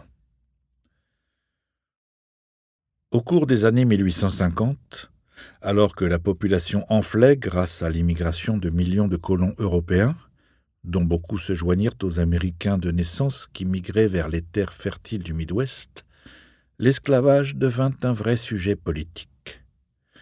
Les sudistes cherchèrent à le légaliser dans les nouvelles zones de peuplement, non seulement parce qu'ils souhaitaient tirer parti de son expansion, mais aussi parce que les territoires, une fois peuplés, étaient destinés à se constituer en États, ce qui modifierait l'équilibre des pouvoirs au Congrès. Jusque-là, l'équilibre entre États esclavagistes et États non esclavagistes avait été préservé de façon remarquable. En 1847, on comptait 15 États avec esclaves et 14 sans. Cet équilibre était crucial pour le Sud, car bien qu'il n'eût pu espérer limiter le nombre d'électeurs dans les États, leur poids électoral ne comptait qu'à la Chambre des représentants. En revanche, au Sénat, chaque État disposait de 2 voix. En conséquence, tant que les territoires étaient admis au Congrès comme États où l'esclavage, accepté de fait par la Constitution fédérale, était autorisé, son existence n'était pas menacée dans le Sud, puisque le Sénat pouvait rejeter une législation abolitionniste adoptée par les représentants. L'activité politique aux États-Unis dans la première moitié du XIXe siècle se concentra pour une large part sur la création de nouveaux États, travail que le Sud supervisa soigneusement pour veiller au maintien de l'équilibre. Le processus était délicat. En 1787, le Congrès avait interdit par ordonnance l'esclavage dans le Nord-Ouest, territoire qui devint les États de l'Ohio, de l'Illinois, de l'Indiana, du Michigan et du Wisconsin, et qui commençait seulement à être colonisé. En 1820, quand se posa la question d'admettre le Missouri, le Nord accepta un compromis et inclut le Missouri comme État esclavagiste, à condition que le Maine, partie septentrionale du Massachusetts, fût admis comme État sans esclaves afin de préserver l'équilibre. Le compromis du Missouri excluait également l'esclavage des territoires qui formaient une partie de la Louisiane récemment acquise, au nord du parallèle 36°30', la zone la plus vaste de territoire fédéral qui restait encore au sein des États-Unis. Le Sud ne chicana pas car les lieux étaient jugés impropres à une agriculture servile, le climat et les sols ne se prêtant pas à la culture du coton ou du tabac. En 1820, il semblait peu probable que d'autres terres fussent ajoutées au territoire des États-Unis. Bien que le tracé de la frontière avec le Canada britannique eût suscité de l'agitation, la question ne se posa pas. Le vaste sud-ouest, qui constitue aujourd'hui la Californie, le Texas, l'Arizona, l'Utah et le Nouveau-Mexique, était infiltré par des colons américains, mais demeurait propriété de l'État souverain du Mexique, et donc apparemment inviolable. Ce fut pourtant là qu'éclata la pénultième crise sur l'esclavage. En 1836, la population américaine du Texas se souleva contre le Mexique et se déclara république indépendante. Il devint bientôt évident que le Texas chercherait à s'intégrer aux États-Unis, ce qu'il fit en 1845. Le Mexique accepta de mauvaise grâce cette perte, mais se montra déterminé à résister à l'incorporation dans le nouvel État de vastes territoires texans à l'ouest. La dispute déboucha rapidement sur une guerre. Les Mexicains excédaient très largement en nombre leurs envahisseurs américains, mais ceux-ci, dont beaucoup de volontaires sudistes, étaient d'intrépides et fins tireurs. En 16 mois de combat, en 1846-1847, les Américains remportèrent toutes les batailles et entrèrent à Mexico le 14 septembre 1847 pour imposer une paix. La République mexicaine perdait presque la moitié de son territoire, outrage à peine atténué par l'acceptation par le président Santa Anna d'une forte compensation en dollars et la prise en charge de la dette texane par les États-Unis. La guerre du Mexique permit ainsi aux colons libres de créer des États non esclavagistes à l'ouest du Texas. Cette possibilité était apparue avant même la fin de la guerre. En 1846, un membre du Congrès hostile à l'esclavage, David Wilmot, avait présenté à la Chambre des représentants une mesure interdisant l'esclavage sur tout le territoire conquis au Mexique. Les membres sudistes du Congrès avaient immédiatement compris que la clause Wilmot condamnait le système de l'esclavage, car il était vraisemblable que les terres prises au Mexique suffiraient à créer suffisamment de nouveaux États pour assurer aux factions anti-esclavagistes une majorité invincible à la Chambre comme au Sénat. En recourant à leur représentation alors égale au Sénat, les politiciens sudistes œuvrèrent pour annuler cette clause, mais ils ne purent l'empêcher de ressurgir plus tard sous une autre forme. Cela se produisit en 1850, lorsque le Congrès fut contraint de légiférer sur le futur statut de la Californie, ancien territoire mexicain, qui avait accueilli du jour au lendemain une ruée d'immigrants à la suite de la découverte d'or. Les chercheurs d'or étaient dans une écrasante majorité nordistes, et en bons pionniers soucieux de faire fortune, fermement opposés à la légalisation de l'esclavage sur un sol qu'ils tenaient à exploiter librement. Des débats complexes au Congrès débouchèrent finalement sur un second compromis qui admettait la Californie comme État sans esclaves, mais créait deux autres États, le Nouveau-Mexique et l'Utah, où la question de l'esclavage devrait être réglée par un vote des colons. Ces deux nouveaux États légalisèrent l'esclavage, qui, en pratique, ne s'implanta pas. La conséquence réellement funeste du compromis de 1850 fut l'adoption, entre autres textes législatifs, de la loi sur les fugitifs, qui permettait aux propriétaires d'esclaves d'entrer dans les États non esclavagistes pour récupérer les fuyards, et qui contraignait les juridictions fédérales et locales à les assister. Le renvoi en captivité en scandalisa plus d'un au Nord, où il était considéré comme une violation des lois sur la liberté garanties par la Constitution et par la lutte contre le colonialisme britannique. Les tentatives pour empêcher la capture des fugitifs enragèrent également de nombreux sudistes, pour qui la récupération des fuyards résultait du droit de propriété, principe également cher aux Américains. Le problème fut encore attisé avec la publication en 1852 de La case de l'oncle Tom, best-seller décrivant la pratique de l'esclavage qui enflamma les sudistes mais les stigmatisa aux yeux des nordistes. Les dirigeants politiques du Sud comprirent que l'opinion publique se retournait contre eux, dans un pays où ils étaient en minorité. Ils auraient pu assouplir leur position et chercher un terrain commun, certes difficile à trouver. Non seulement le Sud se démarquait du Nord par une institution transparente et rigide, mais alors que la dispute s'éternisait, les sudistes avaient érigé ce particularisme en vertu, au moyen d'une foi nationaliste qui les pousserait à la confrontation. Les sudistes du milieu du siècle se proclamaient supérieurs aux nordistes, en raison de leur mode de vie agraire fondateur de la République lors de l'indépendance, et par leurs dirigeants, gentlemen cultivés plus proches des pères fondateurs que les rapaces capitalistes qui dominaient la vie publique au Nord. Les classes défavorisées du Sud, enfants de la terre et de la vie au grand air, étaient également jugées supérieures à leurs homologues au Nord, qui étaient souvent des immigrants nés hors du pays, parfois non anglophones, catholiques plutôt que protestants, et dont l'existence était confinée entre les murs des usines. Le nationalisme sudiste avait pour fondateurs des idéologues de poids, John C. Calhoun et Henry Clay, et possédait même sa propre institution d'enseignement supérieur, l'Université du Sud, fondée à Sewanee dans le Tennessee, qui formaient des élites capables de débattre à armes égales avec les membres de Harvard.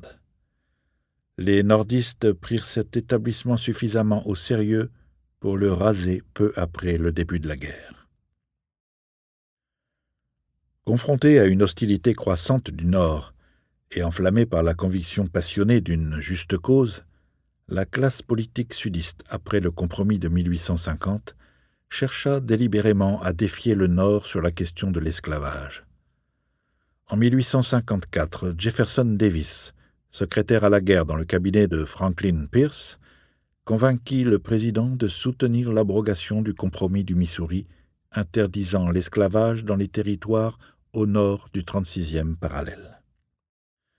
Il avait l'appui du grand orateur Stephen Douglas, modéré et raisonnable, rêvant du pouvoir présidentiel, qui voyait là une occasion de gagner des voix sudistes. Il s'agissait de la loi Kansas-Nebraska, qui admettait ces deux territoires en tant qu'État, en autorisant l'esclavage uniquement dans le premier, quoiqu'ils fussent tous deux au nord du 36e parallèle. Cette décision ne pouvait que susciter des troubles. Bien que le Kansas fût frontalier avec le Missouri, État esclavagiste, sa population se divisait nettement entre sudistes et nordistes, et ses affaires intérieures s'enfonçaient déjà dans une violence qui le déchirerait dans les années précédant la guerre. La loi troubla la paix intérieure du Kansas et enflamma l'opinion au Nord en général, et plus particulièrement au sein du Parti démocrate. Celui-ci était, avec le Parti Whig, un des piliers historiques de l'Amérique. Le Parti Whig était déjà en déclin dans les années 1850. Le Parti démocrate, membre actif et encore important de la vie politique nationale et régionale, était profondément divisé sur la question de l'esclavage. Stephen Douglas, son chef de file, épuisa son immense intelligence au cours du débat à rechercher une formule permettant aux deux bords d'obtenir ce qu'ils voulaient. Pour le Sud, l'extension de l'esclavage dans les territoires. Pour le Nord, le droit du peuple dans ces mêmes territoires de voter des lois l'excluant. Ces deux positions étaient bien sûr inconciliables, et la loi Kansas-Nebraska, qui tentait de contourner le problème, fut rapidement considérée comme un faux compromis dans le Nord, en particulier par les démocrates. Comme Stephen Douglas en était l'auteur et qu'il siégeait au Parti démocrate, les démocrates nordistes réagirent en rejoignant le jeune Parti républicain, qui, sans être franchement abolitionniste, était anti-esclavagiste par doctrine. Lors de l'élection présidentielle de 1856, les républicains remportèrent la plupart des États nordistes en s'appuyant sur un programme fondé sur la clause Wilmot. Cependant, l'élection fut gagnée par James Buchanan, qui avait de puissants soutiens au Sud et avait conquis certains États du Nord. Deux événements marquèrent la présidence de Buchanan et accélérèrent la crise. La décision de la Cour suprême dans l'affaire Dred Scott et le raid de John Brown contre l'arsenal fédéral de Harper's Ferry. Que la Cour suprême puisse de fait modifier la Constitution par l'exercice de la loi ne faisait que compliquer davantage la géométrie politique des États-Unis, puisque la couleur politique de cette même Cour n'était modifiable que par la nomination de nouveaux juges, pouvoir qui incombait au président. Comme la nation avait connu une longue série de présidents sudistes, la composition de la Cour en 1857 favorisait l'adoption d'arrêts favorables au Sud. Les craintes sudistes d'une modification de cette composition, en cas d'élection d'un président anti-esclavagiste, renforcèrent la crise. L'affaire Dred Scott accentua encore les dimensions juridiques et politiques du problème. Scott était un esclave sudiste que son propriétaire avait amené dans le Nord, où il était resté plusieurs années en servage. Il engagea alors une action en justice pour obtenir sa liberté. Lorsque l'affaire arriva devant la Cour suprême, 6 juges, dont 5 sudistes, décidèrent que son recours était infondé et, par voie de conséquence, que l'esclavage était admissible. Jefferson Davis décida de pousser l'argument plus loin en présentant au Sénat une résolution exigeant du gouvernement fédéral qu'il accordât une protection légale à l'esclavage. Il annonça également qu'il ferait inscrire la résolution dans la déclaration de politique générale du Parti démocrate pour l'élection présidentielle de 1860. L'arrêt Dred Scott enflamma l'opinion anti-esclavagiste au Nord. L'attaque menée par John Brown contre Harper's Ferry en octobre 1859 terrifia le Sud. John Brown était un homme farouche et un abolitionniste forcené qui avait activement contribué à la guerre civile croissante au Kansas. Son intention en attaquant l'arsenal fédéral était de fomenter une révolte d'esclaves, la chose la plus redoutée dans le Sud, où, en certains endroits, en particulier au Mississippi et en Caroline du Sud, les Noirs étaient plus nombreux que les Blancs. Ce raid était un projet désespéré.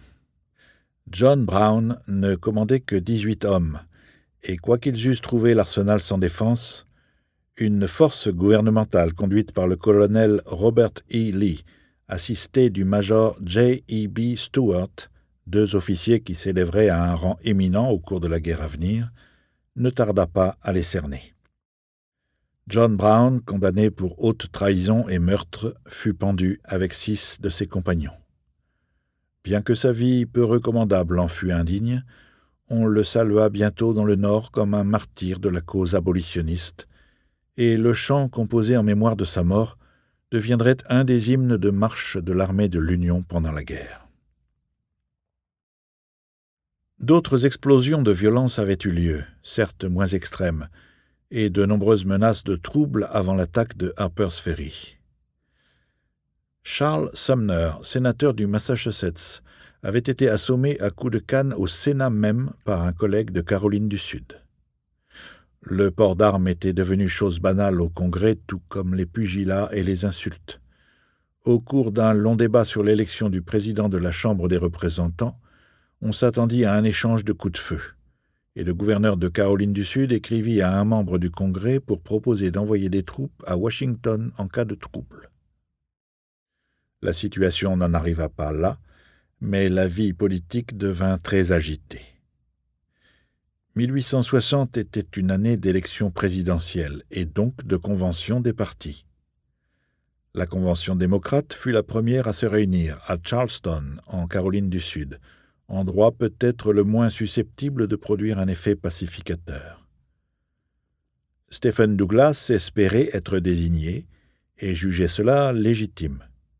Cependant, son opposition à l'introduction d'un code noir au Kansas, la constitution dite Lecompton, lui avait fait perdre ses soutiens au Sud. Il y avait cependant assez de délégués nordistes pour faire passer une demande d'adoption d'un programme de souveraineté populaire dans les territoires. Nous espérons que vous avez apprécié cet aperçu. Pour continuer à écouter ce livre audio sur Google Play Livres, utilisez le lien dans la description de la vidéo.